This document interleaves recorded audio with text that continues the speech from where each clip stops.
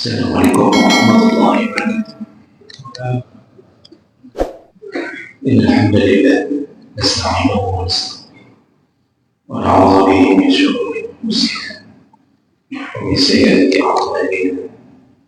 Man yahdihillahu fala mudilla lahu wa man yudlil fala hadiya lahu. Asyhadu an la ilaha illallah wahdahu la syarika lahu wa asyhadu anna Muhammadan 'abduhu wa rasuluh. اللهم صل وسلم على نبينا وسيدنا المصطفى محمد وعلى آله وأصحابه أجمعين. رب اشرح لي صدري ويسر لي أمري واحلل عقدة من لساني يفقهوا قولي. Segala puji bagi Allah, kemudian salawat dan salam kepada Rasulullah pada belakang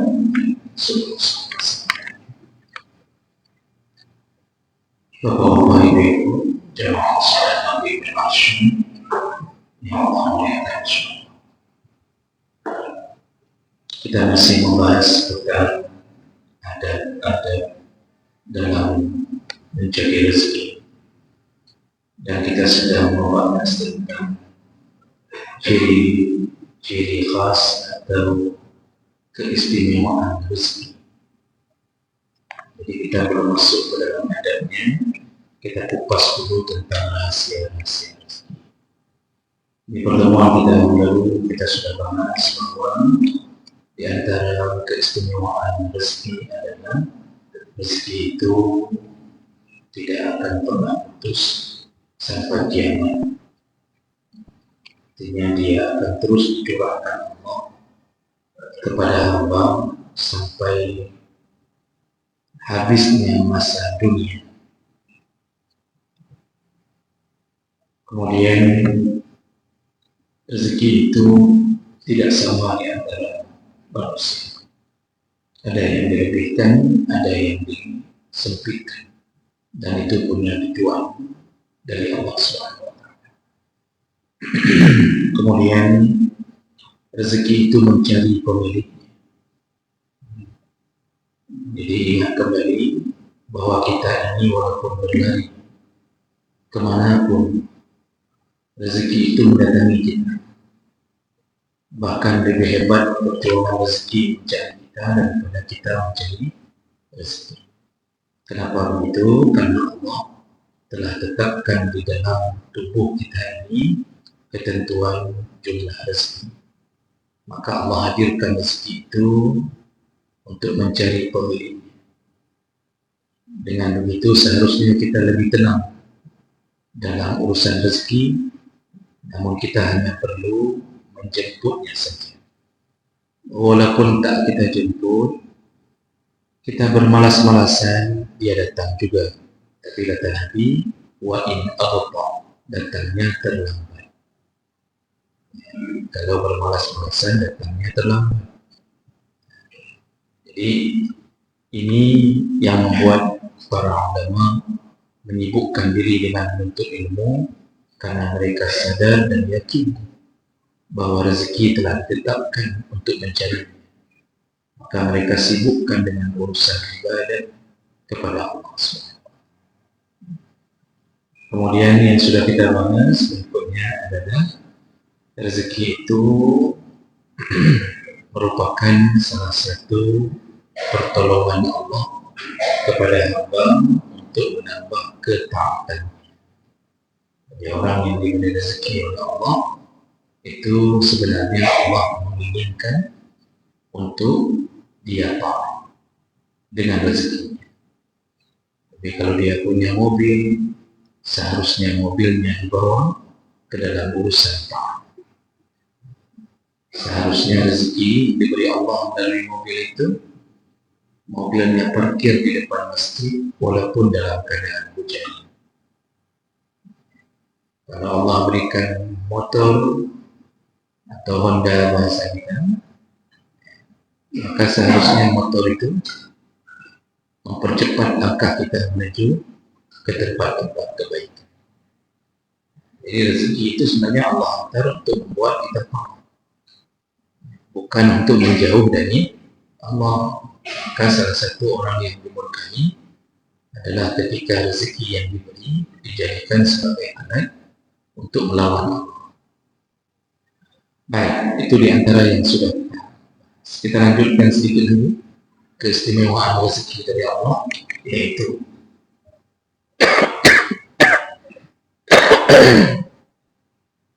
berikutnya, yaitu ar-rizqu syamilun likulli hayy. Rezeki itu meliputi semua yang hidup. Allah berikan rezeki semua makhluk yang hidup di sisi Allah, semua diberikan rezeki. Baik dia berjalan dengan 4 kaki, 2 kaki, atau bahkan makhluknya yang berjalan dengan 1000 kaki, dimanapun mereka hidup, Allah hantarkan rezekinya.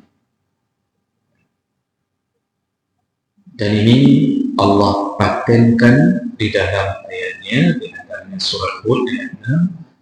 Kata Allah Subhanahu wa taala, "Wa ma min dabbatin fil ardi illa 'ala Allahi rizquha wa ya'lamu mustaqarraha wa mustawda'aha kullun fi kitabin mubin." Jadi Allah mengatakan apa? Wa ma min dabbah fil ardi, semua yang melata di muka bumi. Melata itu maksudnya yang berjalan, baik manusia, hewan, di muka bumi, dimanapun mereka berada, di gunung, di dalam lautan, di Antartika, kutub utara, dimanapun mereka yang hidup di atas udara, Allah ingin memberitahu semua kita, illa 'ala Allahi rizquha, maka Allah telah jamin rezeki. Allah jamin rezekinya. Bukan hanya Allah menjamin, bahkan lebih dahsyat daripada itu, wa ya'lamu mustaqarra, Allah tahu di mana mereka berada. Cacing hidup di dalam tanah, Allah tahu cacing itu di mana. Maka Allah hantarkan rezeki yang telah ditetapkan untuk cacing. Ada binatang yang hidup di dalam bebatuan yang tak mungkin dijangkau oleh manusia, tapi Allah hantarkan rezekinya. Ada yang berada di tengah-tengah lautan yang manusia tak pernah berhasil menyelam untuk mengetahui tempat mereka, tapi Allah hantarkan rezeki. Jadi mustaqar itu Allah tahu di mana tempatnya. Dan ini subhanallah, maha suci Allah yang tidak berat sama sekali untuk mengatur rezeki hamba. Lalu Allah sambung lagi, wa mustawda'ana, selain Allah tahu tempat mereka, wa mustawda', Allah mengatakan mereka itu telah disimpan rezekinya. Maksudnya mustawda' itu dalam bahasa Arab modern yang kita terjemahkan, itu artinya gudang. Jadi telah digudangkan. Maksud Allah, tak perlu takut, tak perlu khawatir. Setiap burung, ikan, kemudian segala macam binatang-binatang yang bermelata di muka bumi, rezekimu telah kusimpan, kugudangkan. Jadi sudah di-stop oleh Allah. Jangan khawatir engkau kekurangan, seperti khawatirnya manusia, kekurangan stok beras, kekurangan ini, kekurangan itu. Di sisi Allah tak ada cerita kekurangan. Allah telah gudangkan semuanya. Berapa tahun umur kecoa? Beruntung umur kecoa. Kerana beruntung. Tak ada darah kecoa itu pun. Seumur kecoa itu, dari lahirnya kecoa sampai mati, itu sudah ada di gudang rezekinya. Jutaan makhluk hidup berada di dalam gua, Allah telah gudangkan rezekinya. Kalau binatang yang bukan PNS, ini saya bilang kalau binatang yang bukan PNS, bukan PNS binatang, itu PNS balik pula. Kalau binatang saja yang bukan PNS, bukan P3K, bukan honorer, mereka dijamin rezekinya oleh Allah. Kenapa manusia yang dijadikan khalifah merasa takut? Mereka bukan khalifah. Seharusnya manusia tak perlu merasa takut sampai menyibukkan diri dengan mencari rezeki, mempula pikui. Dia tanam pikuinya. Apa bahasa Indonesia pula pikui? Jungkir balik. Jungkir balik mencari rezeki. Padahal Allah telah gudangkan rezeki kita. Ini sudah berulang-ulang kita ingin yakinkan bahawa jangan sampai rezeki itu membuat kita tak menjumpai Allah di waktu subuh, di waktu zuhur, di waktu asar. Itulah karena mereka tak punya ilmu.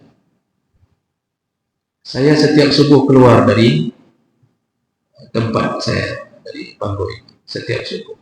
Pemandangan yang sama selalu nampak. Banyak becak, banyak orang yang berhenti menuju ke pasar Impres. Itu di waktu itu saya yakin mereka mungkin tak memikirkan menunggu barangnya, menurunkan barang. Apa ni namanya? Padahal kalau Allah ingin tahan rezeki itu, hancurlah semuanya. Sudah salat tak ada, rezeki ditahan Allah. Ini Allah masih kasih. Baru berapa hari saja banjir yang tertahan hari itu, tertahan tomat, cabai. Bagaimana sibuknya mereka? Makanya jangan khawatir tentang rezeki yang Allah beri. Allah telah gudangkan itu. Kita ini khalifah. Perlu diingat kalimat Allah, inni ja'ilun fil ardi khalifah. Aku menjadikan di muka bumi ini makhluk baru. Allah tidak sebut jenis makhluknya, yang disebut statusnya. Kan Allah katakan kepada mereka, Allah berkata kepada malaikat, inni ja'ilun fil ardi khalifah. Aku akan menjadikan di atas muka bumi khalifah. Padahal kita namanya apa? Insan. Kita ini insan, manusia. Bukan khalifah nama kita. Khalifah itu apa? Jabatannya, statusnya. Tapi kenapa Allah tidak menyebutkan kujadikan di atas muka bumi manusia? Tidak dibilang itu, tapi dijadikan langsung disebut gelarnya, statusnya. Yang kujadikan adalah khalifah. Ini harus paham betul bahwa kita ini telah dimuliakan Allah dari sebelum diciptakan. Kita ini dijadikan sebagai penghulu raja di muka bumi. Maka karena Allah telah memilih kita menjadi raja di antara semua makhluk yang ada di bumi, baik harimau, ikan paus, kita rajanya. Walaupun di hutan kita sebut raja hutan harimau, tapi kita raja. Harimau itu lebih takut ke kita daripada kita takut ke harimau. Babi itu, kita selalu menjuluki orang yang jahat dengan mengandalkan selimah babi. Kita mengatakan, kok jahat, negebul. Kadang-kadang kita sebut, kok paling negebul. Dan kita sebutnya, kok jahat orangnya, kayak babi. Tapi babi tahu siapa yang lebih jahat antara dia dengan manusia. Sesama babi pun mengatakan, kah lagi urus. Kok paling gitu Pak. Kalau tidak percaya tanya sama babi. Babi itu tidak korupsi, Pak. Babi itu tidak menipu. Dia hidup apa adanya. Apa yang diberi itu yang dia makan. Manusia, Masya Allah, demi kekuasaan dia lakukan apapun. MK pun dilanggarnya. Coba lagi. Jadi Bapak Ibu yang Allah muliakan, kita sambung titik. Sudah, berikutnya ini harus kita pahami betul. Wa mustauda. Jadi kita ini khalifah. Kalau binatang telah disimpan rezekinya, kita ini lebih, karena kita rezekinya para raja, kita rezekinya para khalifah. Makanya Allah ciptakan semua yang ada di muka bumi untuk memuliakan Khalifah, pelayanan terhadap raja kan beda dengan pelayanan terhadap bawahan. Raja itu kan pelayanannya harus tinggal di istana, makan enak, kemudian makanan disiapkan, fasilitas lengkap, mau terbang kemana saja harus ada pesawatnya, mau berlayar harus ada kapal airnya. Maka itulah kita. Makanya Allah katakan walladzi khalaqa lakum ma fil ardi jami'an. Allah itu menciptakan semua di muka bumi. Lakum kata Allah, yang kekalnya untukmu kata Allah. Maka Allah tundukkan semua di muka bumi hanya untuk memikirkan rezeki kita. Allah tundukkan di darat hanya untuk kita, Bapak Ibu. Lihatlah bagaimana kerja Allah untuk memuliakan manusia. Allah tundukkan semua. Allah tundukkan tumbuh-tumbuhan. Untuk siapa? Untuk manusia. Makanya semua pepohonan itu suka tak suka, mau tak mau harus tumbuh. Begitu tumbuh, suka tak suka, mau tak mau harus berbuah. Dan sekali berbuah itu dicukupkan untuk keinginan manusia, bukan dicukupkan untuk keinginan pohonnya. Kita ini kan Bapak Ibu, kalau kita beranak, kita kan sesuaikan dengan keinginan kita. Makanya anak kita itu 2, 3, paling banyak 10, paling banyak 12 lah. Tapi pohon mangga, durian, sekali berbuah, apakah mamak durian berbuah melahirkan anak-anak durian hanya 2 atau 3? Apakah mamak mangga melahirkan anak-anaknya di setiap cabang hanya 2 mangga? Tidak, Pak. Ratusan, bahkan ribuan. Berapa kali panen? Untuk siapa? Seharusnya kan mereka cukup 2 saja. Apalagi mereka mungkin ada dengar iklan tadi, 2 saja. Laki-laki perempuan sama saja. Tapi Masya Allah, tak ada mangga yang berbuah 2. Tak ada durian yang berbuah 2. Tak ada jeruk salak. Semua berbuah ratusan. Berbuah terus-terusan. Siapa yang paksa mereka? Allah. Untuk siapa mereka berbuah? Untuk membahagiakan mamaknya, bapaknya, atau membahagiakan manusia? Ternyata membahagiakan manusia. Allah ciptakan semua binatang ternak. Lembu, kerbau, kambing. Lalu Allah paksa mereka untuk melahirkan anak-anak. Setelah mereka melahirkan anak-anaknya, mereka tahu nasib mereka. Untuk siapa anak itu dilahirkan? Apakah mereka akan hidup bersama anaknya dengan waktu yang lama, lalu kemudian mereka berbahagia, anaknya disuruh sambung S1, S2, lalu kemudian nanti jadi dokter sapi, kemudian tidak ada cita-cita itu mereka, karena mereka tahu mereka dipaksa oleh Allah, kamu hidup, lahirkan anakmu, engkau dan anakmu akan dimakan oleh raja yang menciptakan dunia, yaitu manusia. Makanya sapi itu melahirkan anak atau siapa? Itu kita cuma. Asal sudah mau Idul Adha, mereka sudah bersiap-siap. Mereka berwasiat, nak, mamak berangkat duluan tahun ini. Mereka tahu ketika mereka memamah makanan, ketika mereka memakan rumput dan semuanya, mereka tahu mereka gemuk wajib. Siapa yang suruh? Allah. Untuk siapa? Untuk manusia. Apakah sapi memakan sesamanya? Tidak. Itu bukti rezeki kita melalui makhluk yang telah diciptakan Allah. Maka apalagi kurangnya mulia manusia di sisi Allah Subhanahu wa Ta'ala. Bayangkan Pak, ikan di tengah lautan. Kan cukup bangai keungkutnya. Udah tahu kapal itu menebar jaring. Kenapa mereka datang mendekati jaring? Kenapa mereka tak hidup berbahagia saja di tengah lautan? Tapi mereka asal ada kapal datang, mereka mendekat. Mereka mendekat. Lalu sampai ribuan sekali di jaring. Dan mereka bersedia mati. Kenapa? Taatnya perintah Allah. Karena mereka diciptakan untuk manusia. Inilah rezeki kita. Jadi intinya, kita ini paling mulia dalam urusan diberi rezeki. Diberi rezeki untuk semua binatang lain, untuk semua pepohonan, untuk semua binatang, tujuannya juga ujung-ujungnya untuk memberi rezeki kepada kita.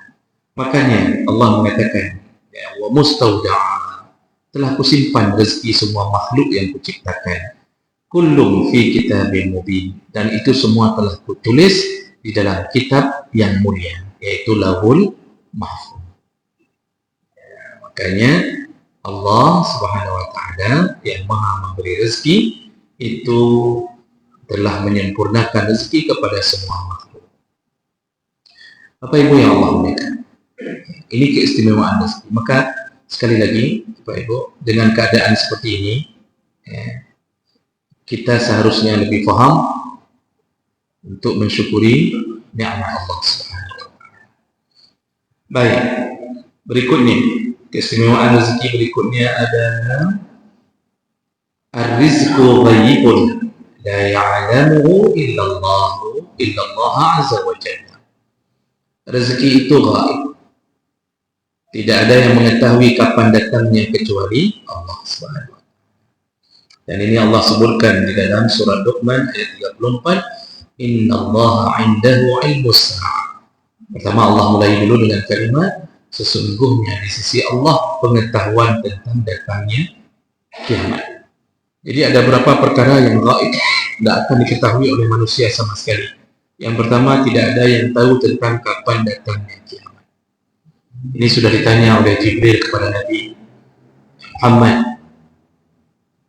berikan kabar kepada aku tentang datangnya kiamat.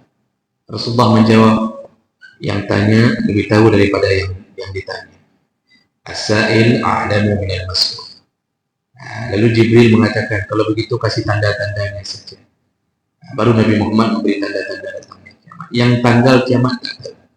Dalam ayat disebutkan Allah mengatakan dirinya akadu ukhfiha, sampai-sampai aku hampir melupakannya. Saking rahasianya kiamat cuma Allah yang tahu, sampai-sampai aku pun hampir lupa. Akadu ukhfiha, setelah kusembunyikan hampir-hampir. Maksud Allah tak mungkin lupa. Tapi maksud Allah saking rahasia. Sama kayak istri menyembunyikan cincin agar tak diambil oleh suaminya pemain game judi online. Saking jauhnya dia simpan 6 lungkia di sudut-sudut sofa.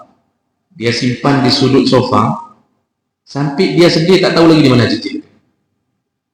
Begitu rahasianya kiamat. Jadi ini gaib yang pertama. Lalu Allah mengatakan yang kemudian juga yang hanya Allah yang tahu, yaitu wa yunazzilul ghaitsa. Hanya Allah yang tahu kapan turunnya hujan. Lalu makanya kita tak tahu kapan turunnya hujan. Mendung bukan berarti hujan. Hujan pun belum bermakna diawali dengan mendung. Bisa saja hujan tiba-tiba. Makanya hujan itu rahasia Allah. Kemudian wa ya'lamu ma fil arham. Hanya Allah yang tahu apa yang ada di dalam rahim. Ada orang yang bertanya, tapi USG tahu kok? USG pun bisa tidak sesuai dengan prediksi dokter.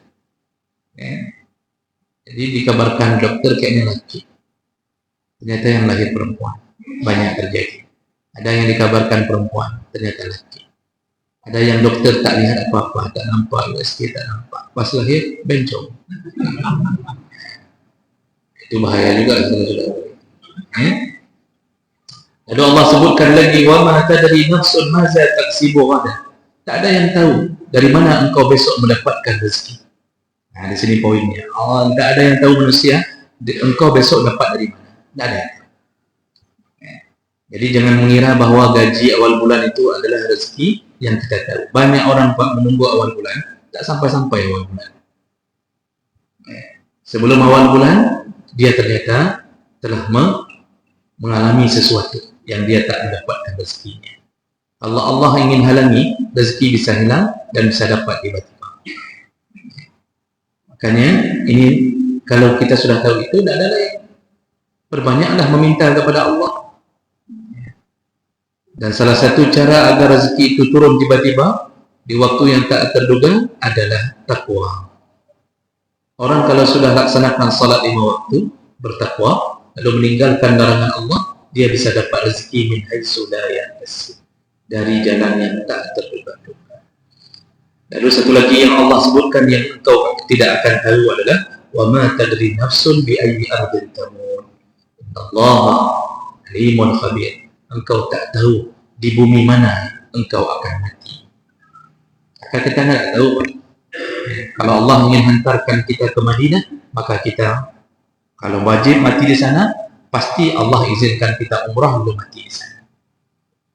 Kalau Allah inginkan kita mati di sini, kemanapun kita pergi, tak mati-mati, wajib mati di sini. Jadi kita tidak tahu tanah mana yang kita ditentukan untuk kematian kita. Maka 5 perkara ini nanti dibantu dengan hadis yang Nabi yang lain. Itu Nabi juga mengatakan hal yang sama. Kita tak tahu rezeki kita dari mana. Maka hanya hamba yang bertakwa yang akan selalu bermohon kepada Allah agar rezeki turun dengan ridha Allah dan dengan keberkahan.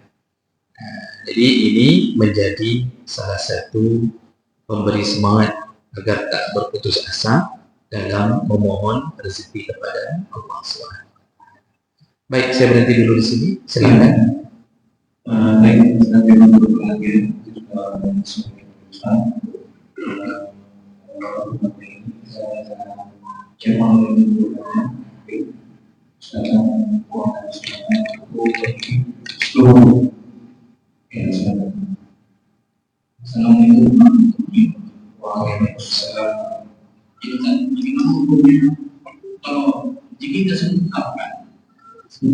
kita sudah mendapatkan gaji dari negara, tapi kita masih mencairkan mampu. Apakah kita mampu sudah ditetapkan oleh Allah Subhanahu wa Ta'ala? Selama ini orang beriman berusaha yang baik, yang sebagai menjawabkan Masih ada, kalau tak ada jangan dipaksa. ya, itu lagi.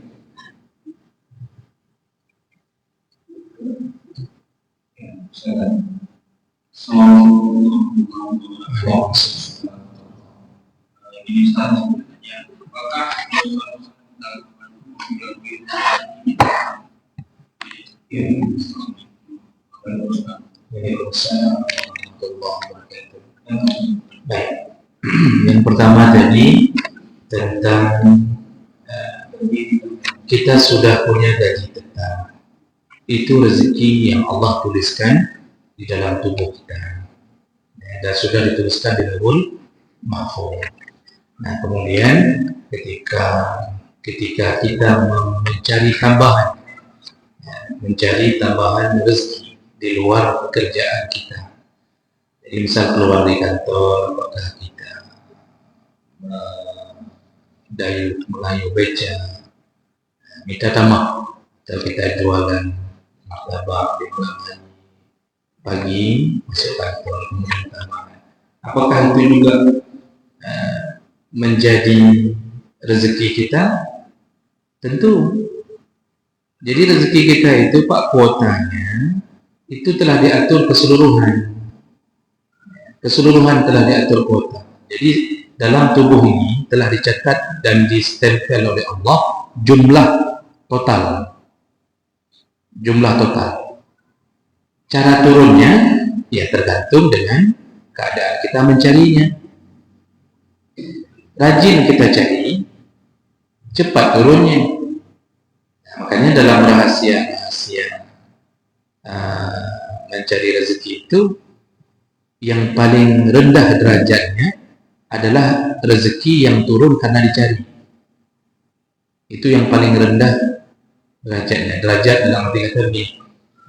Ada beberapa metode cara Allah menurunkan rezeki, ya, di antaranya yang paling tinggi itu karena ketakwaan. Jadi takwa itu keluar rezeki. Kita tidak cari pun Allah aturkan. Seperti rezeki kepada Maryam alaihissalam dihantarkan oleh Jibril terus-terusan karena ketakwaan. Nanti ada rezeki yang turun karena syukurnya.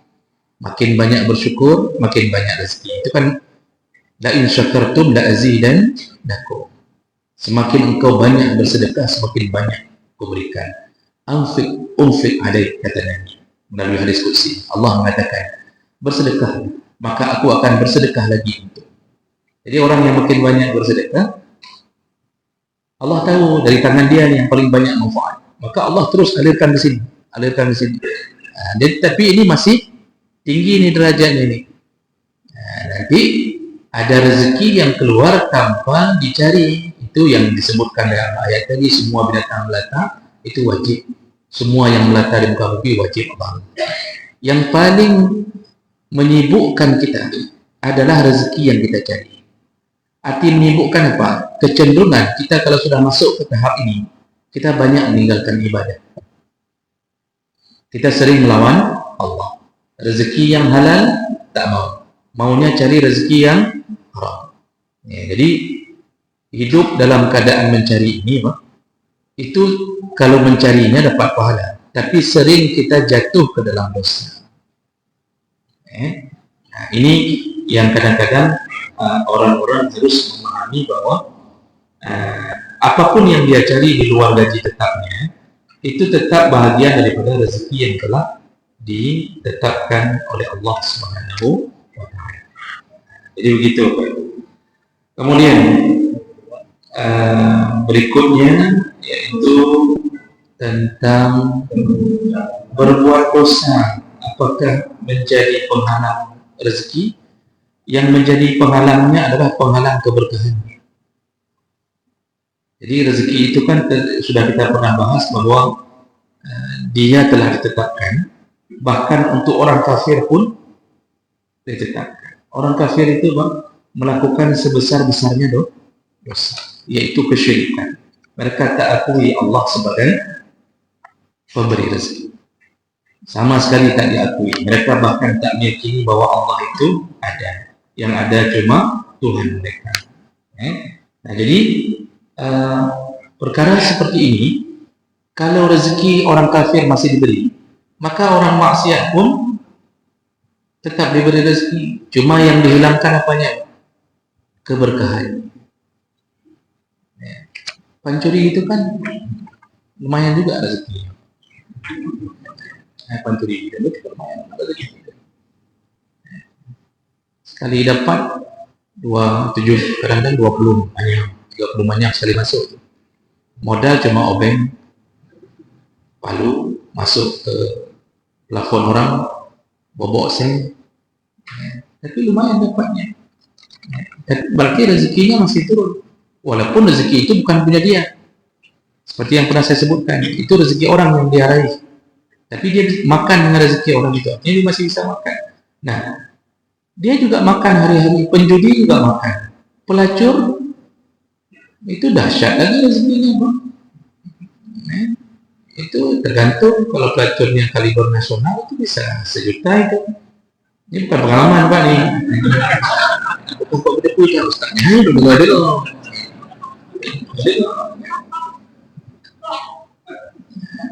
Jadi tidak diharamkan jenis rezekinya, tak diharamkan Allah. Kalau kafir saja diberi, apalagi yang mukmin tapi maksiat. Muslim maksiat tetap diberi. Jadi yang ditahan Allah apa dengan dosa itu? Keberkahan. Disitulah kenapa orang yang maksiat itu tak habis-habis dia mencari rezeki yang tak pernah memuaskan dia.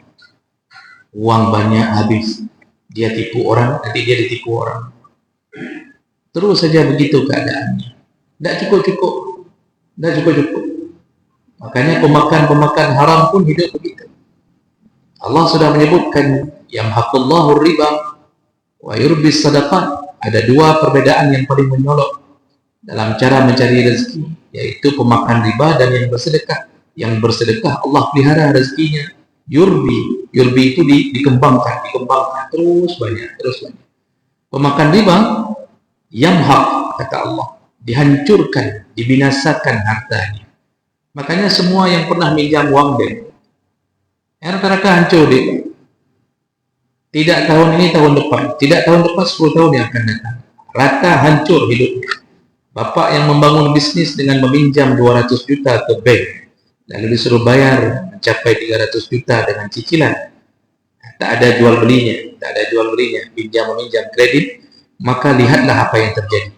bisnis berjalan 2 tahun meledak, maju minta ampun, setelah 3 tahun mulai bermasalah. Maka cukup banyak lihatlah sekeliling kita orang-orang yang berani sekali bermaksiat kepada Allah, hancur semua kamu. Tak ada yang bertahan. Tapi orang yang punya bisnis kecil tapi dengan harta yang halal, dan diiringi dengan sedekah, yurbi, terus tumbuh, terus bertambah. Jadi keberkahan itu yang paling penting. Jadi kalau begitu, apakah dosa mempengaruhi rezeki? Sangat mempengaruhi. Kita seperti orang yang sudah makan tapi tak pernah kenyang. Kalau rezeki tak diberkahi. Nah, jadi ini Bapak Ibu tentang keadaan orang-orang yang melakukan dosa. Nanti itu akan kita bahas di dalam satu bab khusus setelah ini, insyaAllah. Baik, saya rasa waktu sudah tinggal berapa menit? 2 menit, tak mungkin lagi 2 menit. Berarti ada waktu untuk Bapak Ibu untuk berwudu. Mungkin lagi 2 menit. Baik, saya rasa kita cukupkan, dan insyaAllah semoga yang hadir Allah telah tetapkan pahala, dan semoga Allah kumpulkan kita kembali di dalam surga. Amin ya rabbal alamin. Subhanallah wa bihamdik, asyhadu an la ilaha illa anta, astaghfiruka wa atubu ilaik. Wassalamualaikum warahmatullahi wabarakatuh.